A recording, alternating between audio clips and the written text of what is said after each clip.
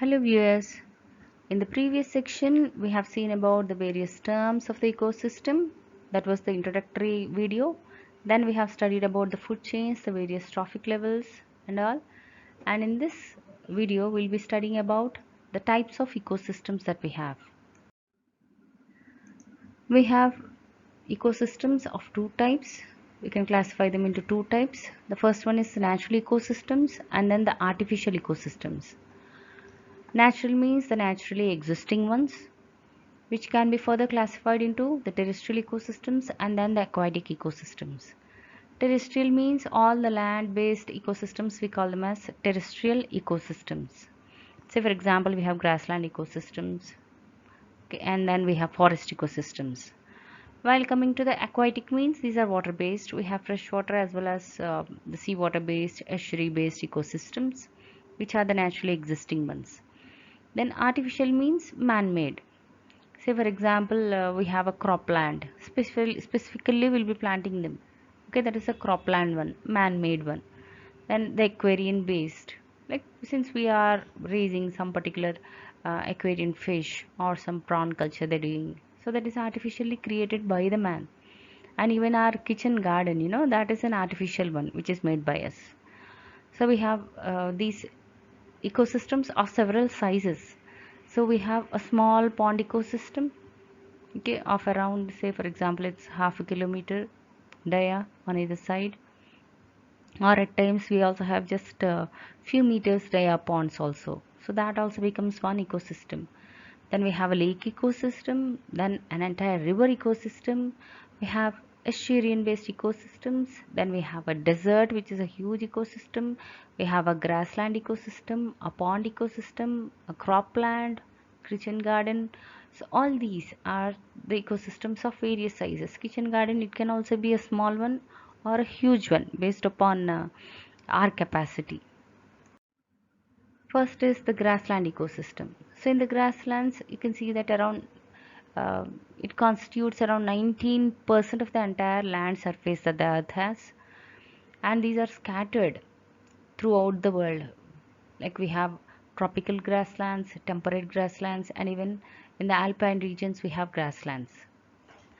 So natural grasslands, these occur mostly in the temperate regions, and these have some annual rainfall of around 24 to 75 centimeters per year. Okay, and the grasslands, they are mainly regulated by drought. At times in a year they have heavy rainfall during which they flourish, and again during the drought they come down. You can see no crop over there. So mainly the grasslands, their greenery is regulated, or the ecosystem of this grassland is regulated by drought and rain.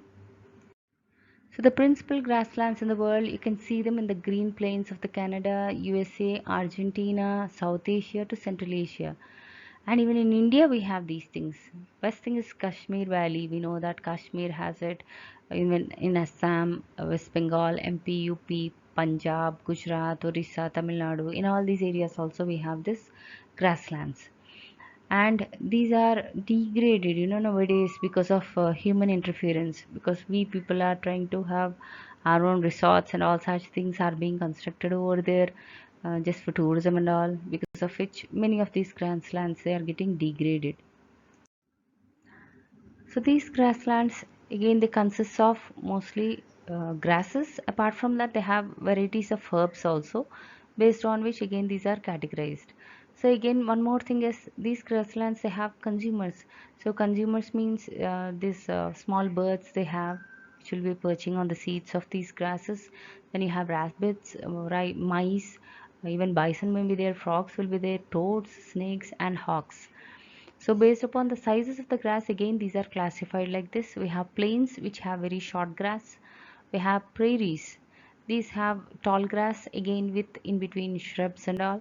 Then we have pampas. These are also similar to the prairies only, that is they have the tall grass with bushes scattered in between them. We can find them in Argentina.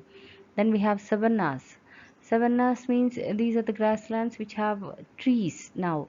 Okay, these have little bit of trees, and we find them in the Africa, Australia, South America, even India we have such grasslands, and even in Burma we can find them. Next one is steppes. So these tipis again, these are similar to the prairies, that is they have tall grass and you find them in the Eurasia. The second one is the forest ecosystem. We know that forests they occupy around 40% of the world land. Well, in India, actually we should have around 40% of forests, but it's pathetic thing that we have just 22.7% of the land as forests in India. And this is mainly due to our human intervention and all. And around 1.5 million hectares is being degraded annually. Forests, we know that these are the sources for various habitats, like we have wildlife over there. Apart from that, it is giving us the fuel wood, we have timber, fodder, fiber, medicines, fruits, and some vegetables. They come from these forests. And these forests, they actually regulate the climate also, the rainfall, the temperature, as well as humidity. That is because of these forests. And if we have proper forests, there will be no soil erosion.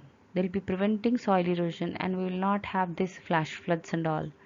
They also avoid wind erosion. They will be holding the soil.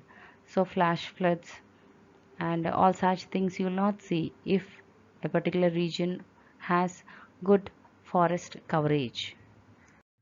Now the forests, they are classified based on the available water, soil conditions, the type of flora and fauna they have. So we have four types of forests. On the earth we have the tropical forests, we have subtropical, temperate forests and alpine forests. The beauty of this forest is, you know, that forests they have all the big trees and all as the producers, and these trees include the oaks, the almonds, the rosewood, teakwood, sandalwood, etc. Huge trees will be there. So as the tree leaves and all they fall down, the decomposers will be acting upon them, and the forest floor it becomes the rich source for mineral and litter. And the consumers that you can find them are the deer, the elephants, moles, wild fox, lion, tiger, vultures, many things will be there in the forest. The third category is the desert ecosystem. So deserts they comprise around 25% of the total land on the earth. And the rainfall we know that in the deserts is much less, it is just 25 centimeters annually. And the important deserts that we have are the Sonoran Desert, which is seen in America and Mexico. We have the Sahara Desert of North Africa, and in India we have Thar Desert. Coming to the characteristics of these deserts, we find that deserts is full of sand. You barely see any vegetation over there. At times you'll be seeing some small shrubs, herbs, and some trees, which have got adapted to those harsh conditions. And coming to the root system, you can see that root system is quite shallow. They are widespread and they are shallow. They are restricted only to the surface. They are not deeply rooted. You can see they are highly branched so that when rainfall comes they can quickly absorb the surface moisture. And the branches and the stems of those plants, you cannot find them actually. They're reduced to prickles or thorns. The leaves are reduced to prickles and thorns, and you can see that the stems they become bulky like this so that they can store the water and all. Okay, these are the producers that we have. So the primary producers as such in the forest they are very less, and we find very few animals in the forest, like you can see some reptiles and some insects. As such, deserts they are very less productive because many plants cannot go there. But they have come up with what is known as mitigation. So this mitigation phenomena where they have come up with some producers which can uh, easily set there, they can adjust there. So finally the desert ecosystem is being slowly converted into some productive form. They have got some plants which can grow there, okay, and repeatedly they mean these are drought resistant ones, we call them as drought resistant ones. So once they started growing them over there, they started getting these small agricultural lands, so this is what is mitigation, converting the desert into agricultural plants, agricultural areas, agricultural lands like this. So this is the mitigation land. So this is not just in India, it is there globally. They have started cultivating some oranges, orange plants and all such thorny plants which are quite drought resistant, and they yield some good fruit for us. Now studying about the aquatic ecosystem. Aquatic ecosystem means, yes, it's operating in water. And again we have several types of aquatic ecosystems based upon the water type. So we have freshwater ecosystem, saline ecosystems, and then estuarine ecosystems. Coming to the freshwater ecosystems, yes, we have freshwater in the lakes, ponds, and rivers. So we have these three. Then we have saline water ecosystem, means directly the seas and the oceans. And then we also have estuarine ecosystems like our Sundarbans, which is there in the West Bengal, near Calcutta. So that is the estuarine ecosystem. In Vizag also we have the estuarine ecosystem, where when the fresh water is merging into the sea, that juncture you call it as the estuarine area, where you have a separate ecosystem prevailing. One example of the aquatic ecosystem that we can study is the pond ecosystem. It is the simplest of the freshwater ecosystem, and these pond ecosystems, they are very much self-sufficient and they are self-regulating. And as usual, these pond ecosystems, they also have the two major components, that is the autotrophs as well as the heterotrophs.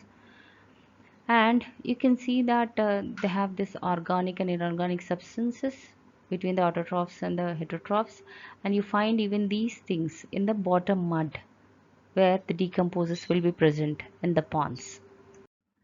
The producers in the pond ecosystem, again these are of two types. You have some rooted producers and non-rooted producers. Rooted ones means they have deep roots, so their roots are anchored onto the pond mud below, while on the surface you'll be able to see the leaves or the fruits. They may be coming up or they may be submerged also. So like we have this Vallisneria, we know lotus, okay, which has a tuber deeply rooted, while the stems will be coming up and you can see the leaves and the flowers. Even same is the case for water lily. Okay, we have non-rooted ones. Non-rooted ones include the phytoplanktons. Okay, pistia is again a rooted one but a floating one. So here lemna, it's also a rooted one, that is it has roots but it is a floating one. Now coming to the consumers. So consumers means those which depend on these things. So we have several larvae, insects, mollusks, fishes, frogs, and even snakes. All these are the consumers which we find in a pond ecosystem. Here is a representation of a pond ecosystem. So you can see some deeply rooted plants. So here is a water lily. Okay, this is the producer. You have some floating plants. Outside also you have some plants. Okay, this is partially submerged one. Okay, this is the bottom mud which has this mollusks and all. So we have some small fish, some larger fish. We have ducks also. Okay, these will be feeding on the small fish. These are the babies. So we have the producers. Then we have the decomposers, and we have the consumers also. Okay, depending on each other. Thank you. Hope you have learned about the various types of ecosystems that we have.